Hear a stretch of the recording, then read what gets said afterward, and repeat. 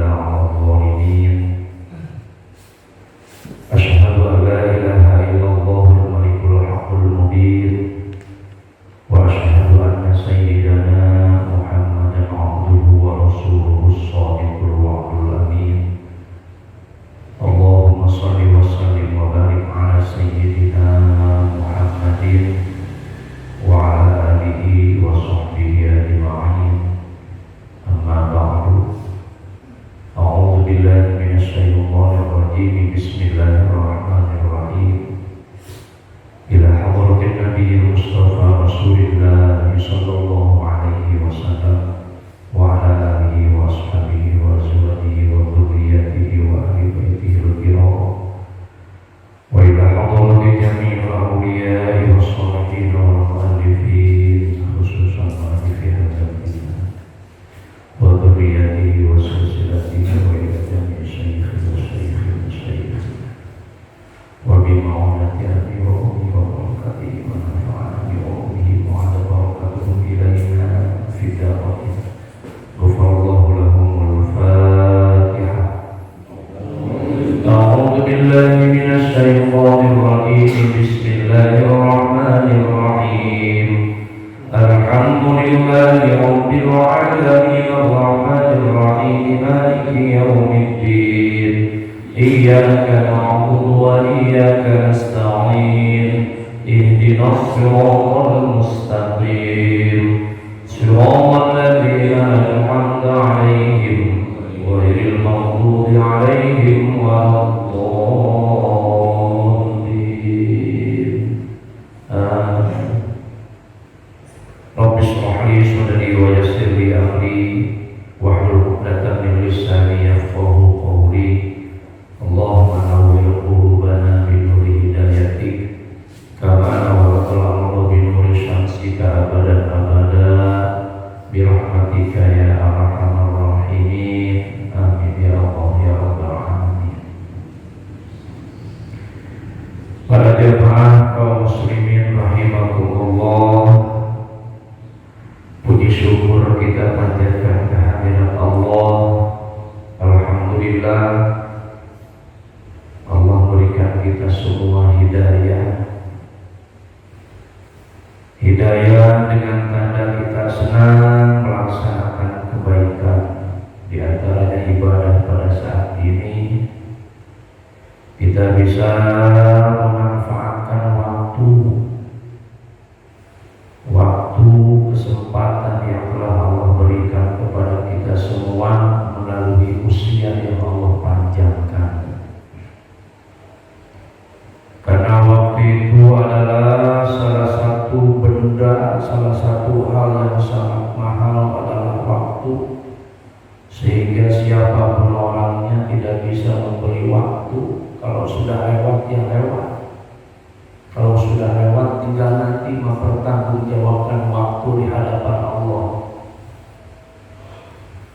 Tak terasa sekarang sudah 40 tahun, tak terasa sudah 50 tahun, sudah 60 tahun. Selama waktu itu dari mulai akhir balik, kalau kita perhitungkan muhasabah amal baik dengan amal buruk yang kita telah perbuat, Masya Allah cukup untuk kita muhasabah meneteskan air mata di hadapan Allah Subhanahu wa Ta'ala. Ternyata selama ini dan waktu yang telah kita lewati ini tidak akan bisa kembali lagi, tidak akan bisa kita perbaiki lagi kecuali kita berbuat baik di saat ini dan saat berikutnya, yang mana perbuatan baik, amal baik kita saat ini dan berikutnya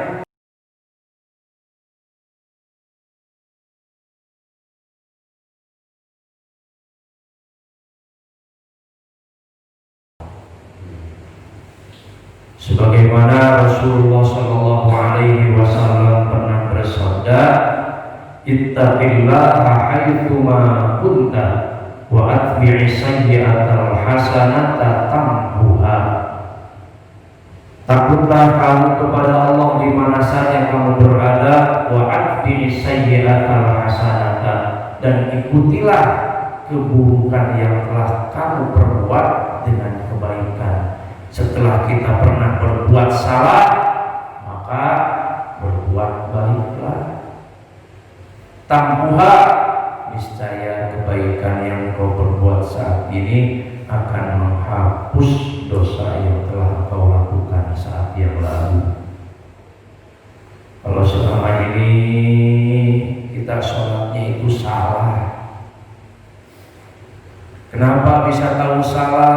Karena saat ini kita belajar, oh ternyata sadar selama ini sholat kita ini salah. Terus kita perbaiki sehingga kedepannya menjadi benar sholatnya. Maka sholat yang benar saat ini yang kita lakukan dan kedepannya akan menghapus dosa yang selama ini kita sholatnya salah dan ibadah-ibadah yang lainnya. Tapi sebaliknya, sampai kita ajal datang gak pernah benar sholatnya. Kenapa? Karena gak mau belajar. Itu. Bagaimana nanti di hadapan Allah? Ya tidak ada ampunan, tidak ada pembelaan bagi kita. Kenapa? Saat ini tidak ada yang dinamakan al-jahlul makdzur, kebodohan yang Allah ampuni. Kenapa? Karena majelis taklim di mana-mana, tempat ilmu di mana-mana sudah nampak, sehingga kalau kita mau mencari ilmu, bertanya tentang apa yang tidak kita ketahui, itu sudah gampang dan mudah. Lain dengan zaman dulu. Mungkin zaman dulu mau belajar pun susah. Atau kita tinggalnya di tengah hutan, mau nyari ilmu kemana? Kita di mana-mana majelis taklim. Kalau sampai kita tidak tahu hal yang ibadah, di antaranya dosa di hadapan Allah Subhanahu wa ta'ala. Kaum muslimin rahimakumullah, dan yang namanya dosa jangan kita anggap enteng karena ancamannya neraka. Karena pembersih dosa apabila terbawa mati, neraka bagian yang untuk mencucinya. Itu.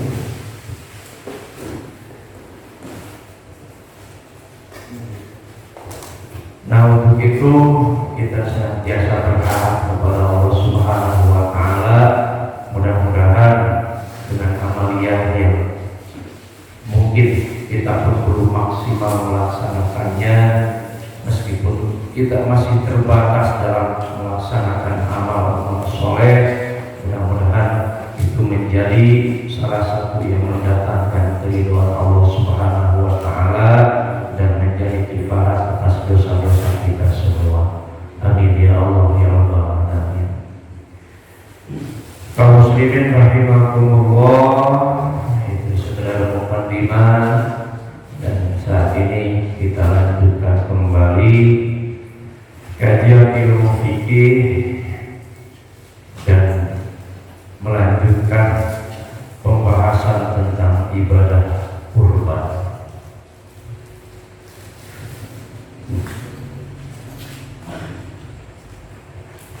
Masalah selanjutnya tentang ibadah kurban adalah waktu dzabhiha, waktu penyembelihan hewan kurban. Waktu dzabhil udhiyati shabaha yaumil 'id ba'da sholati, ay sholatil 'id fala tujzi'u qablahu abada.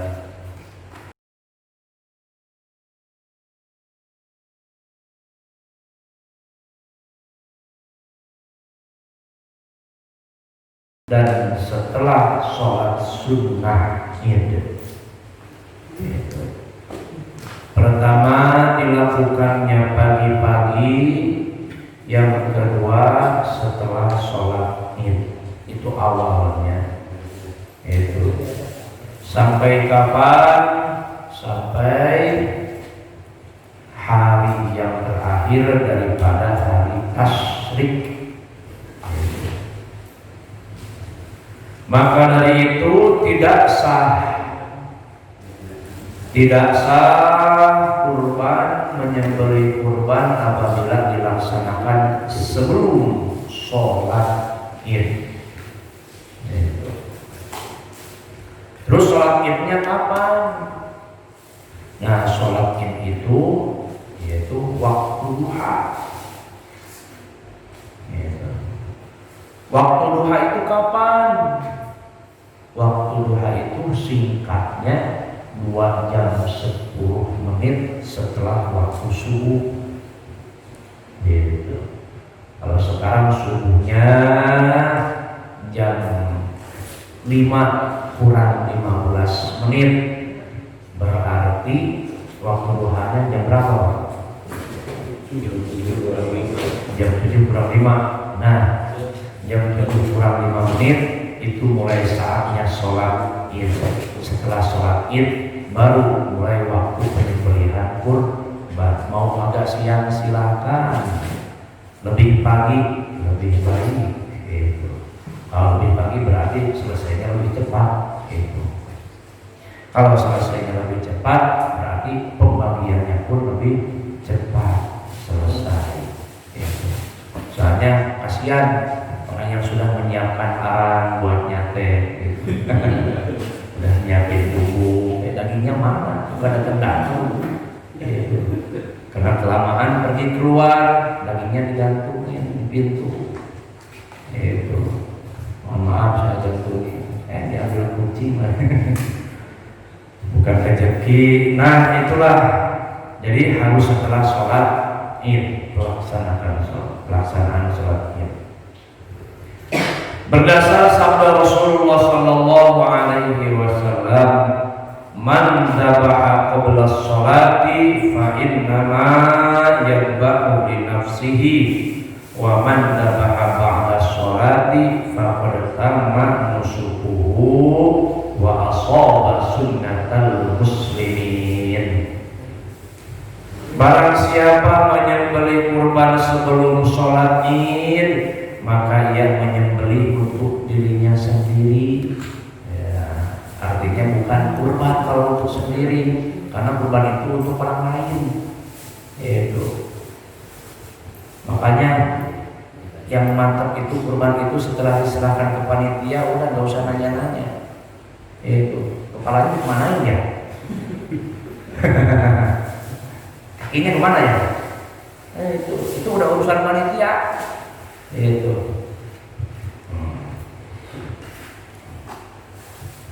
Karena untuk orang yang dimakan panitia gak masalah, yang penting udah diserahkan dari yang kurban, jadi tidak akan membatalkan karena kita sudah menyerahkan amanat kepada panitia. Apalagi begini, kebagian syukur, gak kebagian juga gak apa-apa, kurban gak kebagian tidak ke pasar beli daging. Mantap kan gitu. Itu namanya berkurban. Waktu takhil ulhiyana itu kalau sebelum sholat, maka itu dianggapnya seperti memotong hewan untuk dirinya sendiri, bukan kurban. Tapi kalau sembelihan kurbannya setelah sholat sunnah Id, maka faqad tamma nusukuhu, kata Nabi, maka sempurnalah ibadah kurbannya. Wa asaba sunnatal muslimin, dan asaba itu tepat dengan sunnah umat Islam. Amma ba'da yaumil 'id fa innahu yajuzu takhiruha lil yaumil tsani wa tsalisi ba'dal 'id lima ruwiya kullu ayyamit tasyriqi dzabhun. Adapun setelah sholat Id, maka boleh mengakhirkan penyembelihan kurban di hari kedua, kemudian hari ketiga, itu dari hari-hari tasyrik.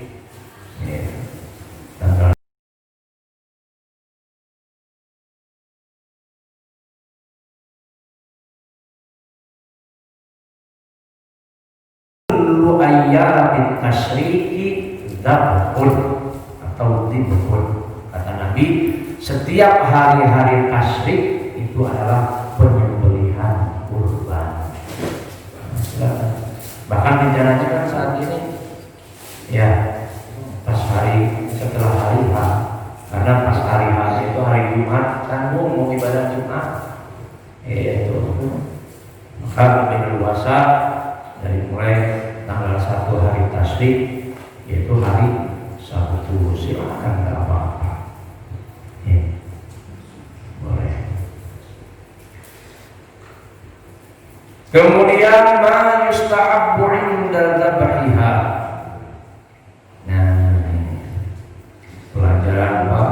Nah, pertama ilmu, pertama bagi yang suka menyembelih, yang kedua kita pun bisa memperhatikan proses penyembelihan, jadi tidak usah kaku.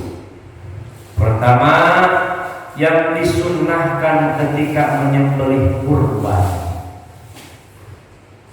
yustahabu ayyuwajjihaha ilal qiblati. Yang pertama, sunnah menghadapkan hewan kurban ke arah kiblat. Nah, catatan itu sunnah. Berarti kalau tidak menghadap kiblat sah nggak kurbannya? Sah. Itu.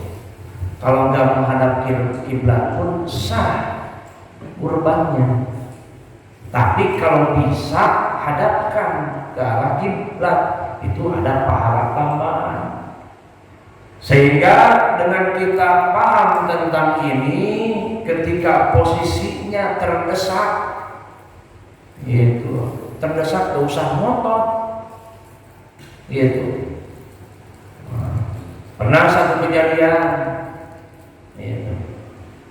Ada posisi, kalau posisi mengarah kiblat, ini proses penyembelihan akan lambat. Itu karena misalkan ada satu pihak yang gak dipersiapkan sebelumnya, tiang penyembelihan, terutama Pak, kalau sapi, kalau kambing kan, itu.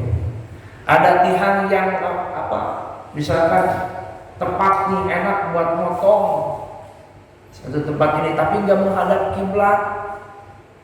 Kalau menghadap kiblat, ini proses penyembelihannya akan lambat sehingga kasihan sapinya. Itu kalau ditelat-telat. Tapi ini nih ada nih satu tiang buat ngikat sapi supaya dia gampang bubuknya, menyembelihannya pun enak. Nah, mendingan mana?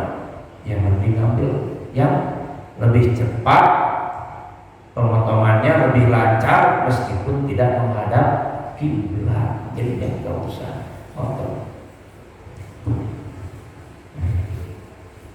Nah, tapi kalau kita dari awal sudah memang mempersiapkan, sekarang rencananya mau kerja bakti, mempersiapkan lokasi penyembelihan, siapkan supaya bisa sempurna posisi tiang kita pasang di mana, yaitu tiang untuk ngikat sapi nanti menyembelih kurban, ya.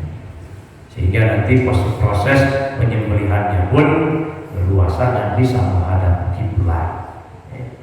Berarti kalau posisinya itu kepalanya dari sebelah sana ya, kepala ada sebelah sana, badannya sebelah sini, madhabnya ke sono.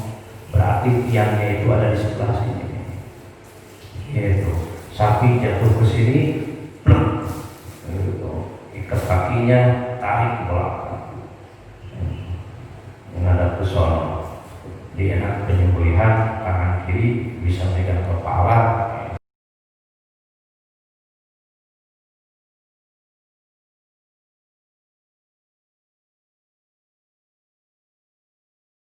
Pertama itu sunnah dihadapkan ke kiblat. Wa yaqulu, kemudian yang menyembelih membaca satu ayat Al-Qur'an, inni wajjahtu wajhiya lilladzi fataras samawati wal arda hanifan musliman wa ma ana minal musyrikin Inna sholati wa nusuki wa mahyaya wa mamati lillahi rabbil alamin la syarika lahu wa bidzalika umirtu wa ana awwalul muslimin. Nah, itu sunnah yang dibaca, Pak. Enggak usah kaku.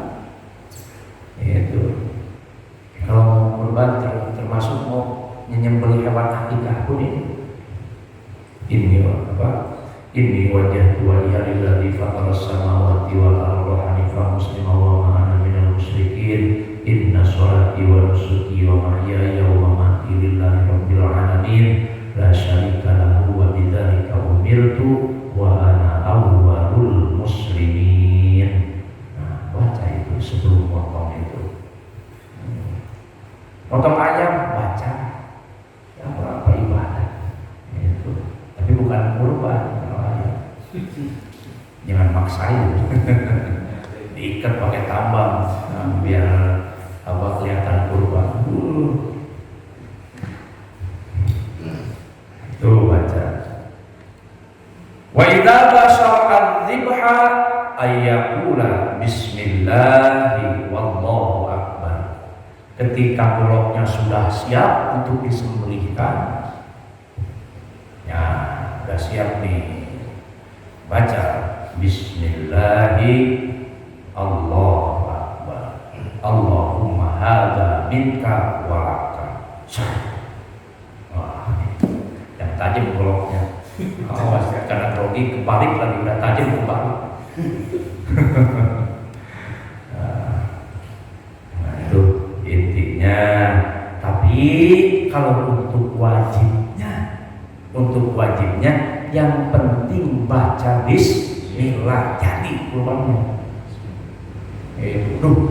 Ini motong bisa tapi gak bisa baca-baca. Tapi gak bisa baca-baca. Yang niatkan yang kurban bukan yang motong. Yang niat yang kurban yang motong, kalau yang gak kurban meskipun gak niat gak masalah.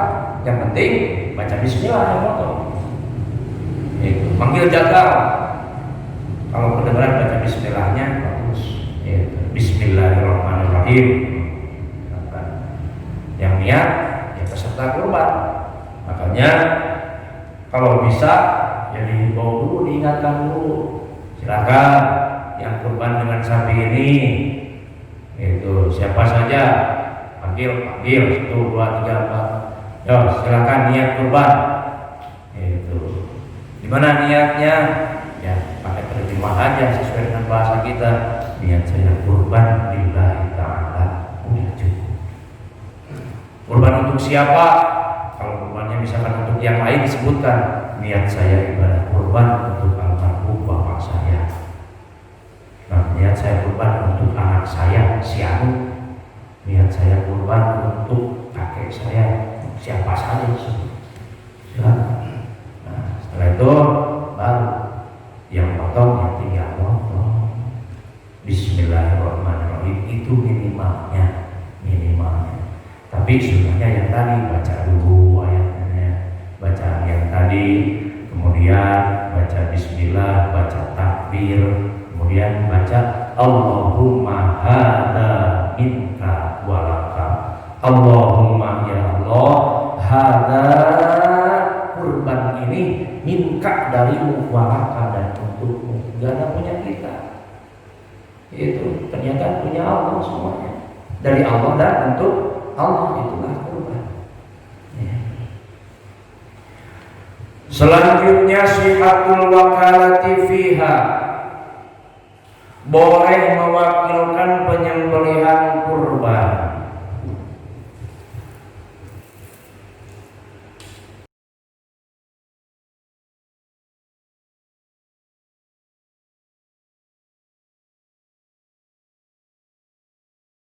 Tahu binafsihi. Pertama, sunnah menyembelih hewan kurban itu sendiri, yaitu oleh orang yang kurban dengan yang bersangkutan. Kurban sendiri, beli sapi sendiri, potong sendiri. itu. Ya artinya itu bukan berarti ngerubuhin sendiri ya, kalau jatuh ya silahkan ngerubuhin sapi sendiri. Potongnya sendiri kalau bisa, apalagi kambing, motong sendiri kalau kita yang kurban. Tapi wa in ana baghairahu fi dhabhiha jaza dzalika bila harajin wala khilafin baina ahli ilmi fi hadza. Apabila mewakilkan kepada yang lain karena salah satu misalkan kelemahan, lagi sakit, nggak bisa motong, atau memang nggak mampu, nggak bisa motong, itu maka boleh mewakilkannya kepada yang lain, dan itu tidak dosa, dan sepakat semua para ulama boleh mewakilkannya. Tolong potongnya, sembelihin hewan kurban saya, nah itu mewakilkan. Nah kalau sekarang di mana transaksi mewakilkannya? Pertama mungkin karena sudah ditampung oleh panitia. Nah panitia menunjuk salah seorang yang untuk memotong atau menyembelih, itu sudah mewakilkan, boleh mewakilkan. Nah nanti kalau misalkan di antara jamaah sini ada yang kurban, kayaknya saya bisa yang buat motong, silakan motong sendiri. Nah, tapi kalau misalkan ragu-ragu atau misalkan sama sekali nggak bisa, jangan coba-coba, takut mengurangi keafdolan kurban kita.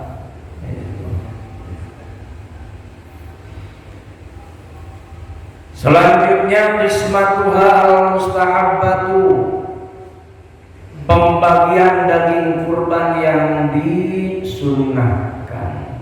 Nah, bagaimana? Yustahabu an tuksal udhiyatu salasan, disunnahkan hewan kurban, daging kurban termasuk tulangnya, termasuk kulitnya, semuanya itu dibagi 3. Nah, dibagi 3. Yang pertama yaqulu ahlul baiti tsulusan, keluarga memakan sepertiganya maksimal. Boleh keluarga. Kita kurban seperti yang kurban itu kepala keluarganya. Nah, itu sunnah kita ambil maksimal sampai sepertiganya. Tapi lebih utamanya adalah untuk sekali makan saja. Kayaknya kalau untuk sekali makan gak nyampe sekilo ya. Itu jangan ngambil buat seminggu, banyakan. Tentang yang kurban, bikin deng-deng segala macam, sebulan masih ada. Saya akan kurban katanya. Itu. Tapi kalau kita lihat yang kurban bikin deng-deng seperti itu, jangan suguhan dulu. Bisa saja itu pembagian dari yang lain, bukan jatah kurbannya. Karena selain dia pun ada yang kurban yang lain, yang dia mungkin berdiserahkan sama yang lain, dapat lagi dari yang lain. Itu masalah. Nah artinya ini buat kita sendiri nih, untuk keafdolan ibadah kurban kita, minta nggak apa-apa, minta untuk sekali makan pada saat itu saja. Untuk keluarga, kalau anggota keluarganya cuma bertiga, berempat, berlima, mungkin nggak terlalu banyak. Itu. Kalau nggak terlalu banyak, dari yang sekali makan kita ambil, sunnah ambil kaki amplaknya. Itu.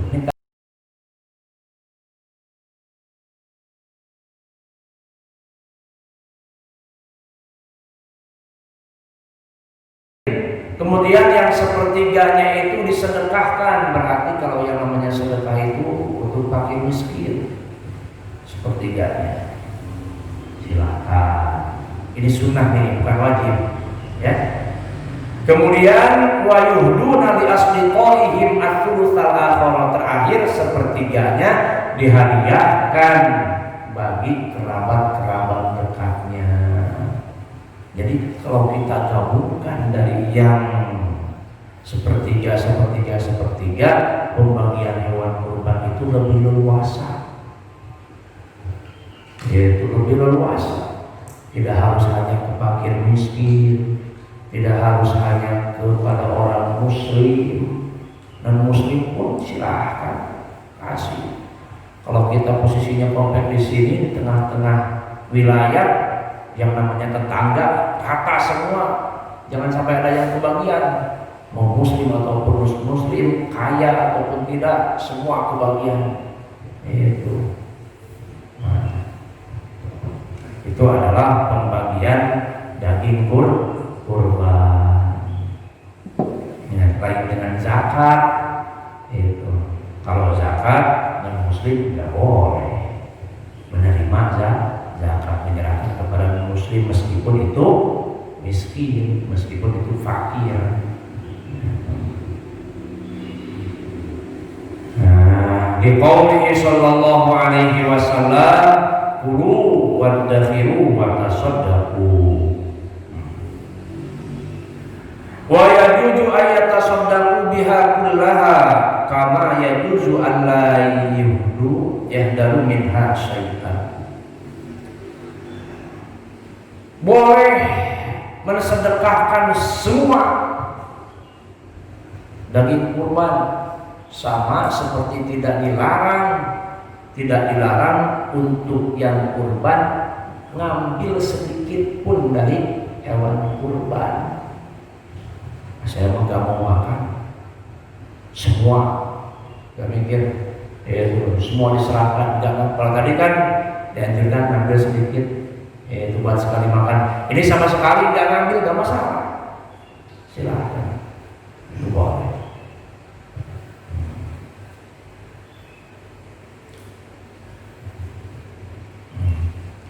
Selanjutnya, ujratu jaziriha min ghairiha, upah penyembelihan hewan kurban dari selain daging kurban.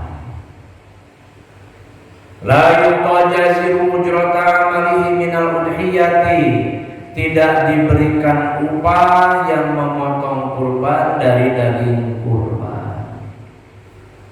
Ini kepalanya buat yang motong, yaitu dalam hati memberi upah yang motong, tidak sah kurbannya. Kulitnya buat yang motong saja, tapi niatnya untuk memberi upah yang motong, tidak sah kurbannya. Ini apalagi yang biasa. Nah, bukan berarti nggak boleh ngasih. Kalau mau ngasih upah yang lain, misalkan itu biasanya ini dikasih sama yang motong, ya silakan saja. Tapi kalau jangan diniatkan upah. Kalau mau ngasih upah, keluarin misalkan yang lain, kasih aja duit misalkan, atau kasih benda yang lain. Jadi jangan dari daging kurban. Kalau seperti itu tidak sah kurbannya. Sedikit pun dari bagian-bagian kurban jangan dijadikan upah. Bukan hanya buat yang menyembeli, yang ngurusin, ya, yang ngurusin, yang ngulitin, yang nyincang, itu semua kebagian. Terus bagiannya mungkin dibedakan.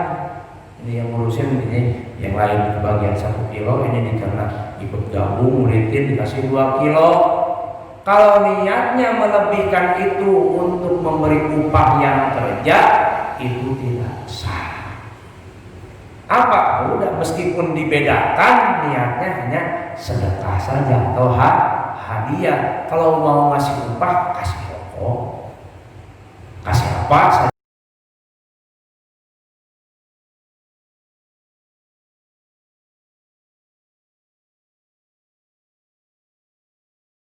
Kalau dari yang bersangkutan kurban mungkin sudah menyerahkan kepada panitia. Nah, panitia yang bisa mengelolanya, yaitu panitia yang sudah mendapatkan amanah. Nggak dikasih upah, ya nggak masalah. Nggak dikasih upah, itu. Yang penting ikhlas gitu. Ya. Selanjutnya